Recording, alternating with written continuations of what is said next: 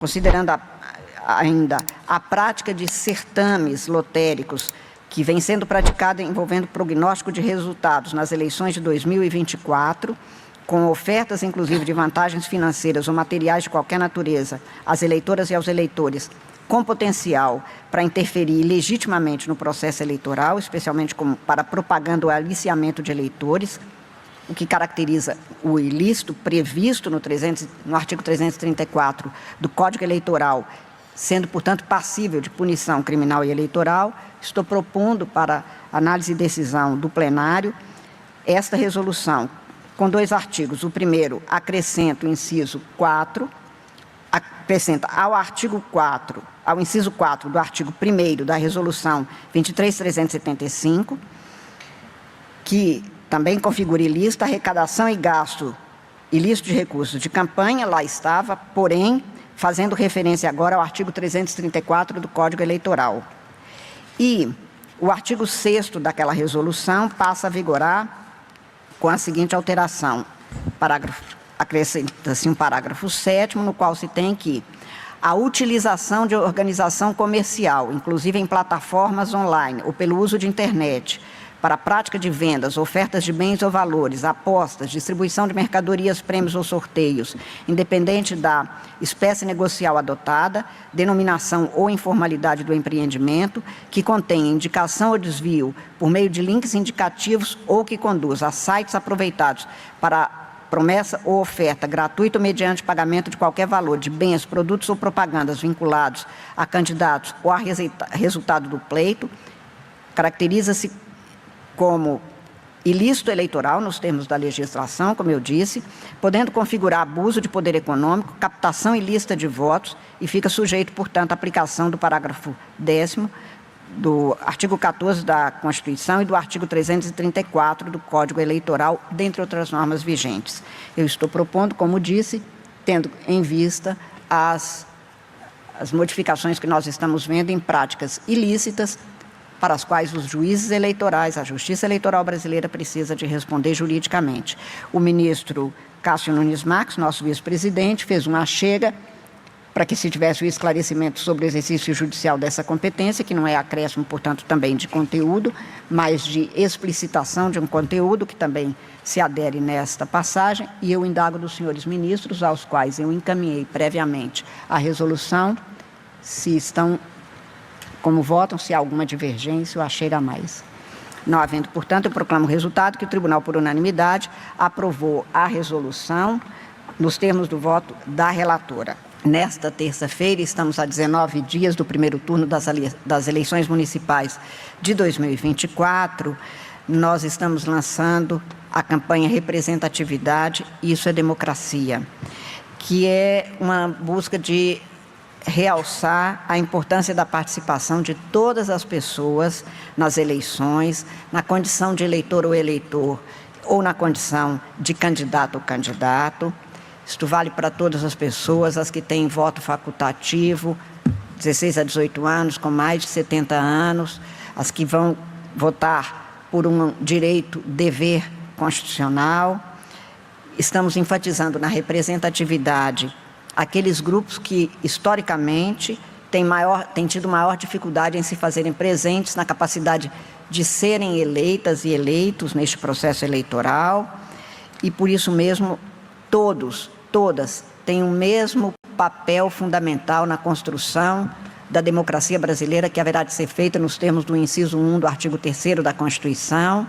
a construção de uma sociedade livre, justa e solidária. A solidariedade está exatamente nesta reunião de todas e todos nós, brasileiras e brasileiros, e esta campanha será levada a efeito por uma série de vídeos, de ações em redes sociais para celebrar a diversidade do povo brasileiro, o pluralismo e a riqueza das nossas condições diferentes, nas nossas percepções de mundo, e por isso mesmo enriquecedores, reforçando que a voz da democracia é a voz unida e reunida de todas as brasileiras, de todos os brasileiros. Como bem apontado por Vossa Excelência, trata-se de agravos interpostos por José Edésio Vaz de Souza e Érica Frota Monte Coelho Cristino, candidatos eleitos aos cargos de prefeito e vice-prefeito do município de Coreaú, Ceará, nas eleições de 2020. Também por Umberlândia Mesquita de Assis, esposa de José Edésio, e por Francisco Antônio de Menezes Cristino, candidato eleito ao cargo de vereador na mesma eleição. Recursos estes contra a decisão do presidente do Tribunal Regional Eleitoral do Ceará, que inadmitiu os recursos especiais eleitorais manejados pelas pessoas já mencionadas, e, por unanimidade, também rejeitou nesse recurso, rejeitou as questões preliminares de ausência de formação de litisconsórcio passivo necessário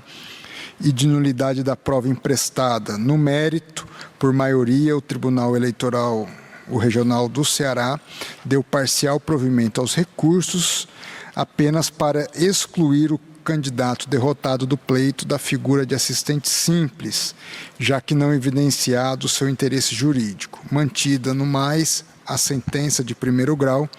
segundo a qual os agravantes foram condenados a sanções de cassação dos diplomas, inelegibilidade e multa pela prática de captação ilícita de sufrágio e abuso do poder econômico. Eu trago uma síntese do acórdão recorrido do regional, que negou as preliminares no tocante à possibilidade do candidato derrotado no pleito participar como assistente simples. Nesse aspecto, em verdade, acatou a preliminar e rejeitou as demais preliminares de alegação de nulidade do processo por ausência de formação do litisconsórcio passivo necessário, bem como a nulidade da obtenção da prova relativa à causa de pedir, número 3. No tocante ao contraditório, o Tribunal Regional Eleitoral entendeu pelo não malferimento do contraditório e da ampla defesa e, no mérito, como já dito, manteve a sentença de primeiro grau, reconhecendo que as provas presentes evidenciavam a promessa ou fornecimento de benesses concernentes em dinheiro, pagamento de aluguel, água, luz, gás de cozinha, as quais foram corroboradas pela apreensão de valores em espécie, impressos de campanha e uma listagem de eleitores com discriminação de valores pagos, restando assim mantidas as sanções impostas. Apregou as listas para julgamento, 2 listas dessa pauta, que foram fixadas, como sempre, no quadro ao lado da entrada do plenário. Os processos foram previamente divulgados pela internet. A lista número 1, de relatoria do ministro Cássio Nunes Marques, tem 3 processos, que são agravos regimentais, em agravo no recurso especial eleitoral, 223-91, embargos de declaração em agravo em recurso especial eleitoral número 0602, 893-63, e o agravo regimental em agravo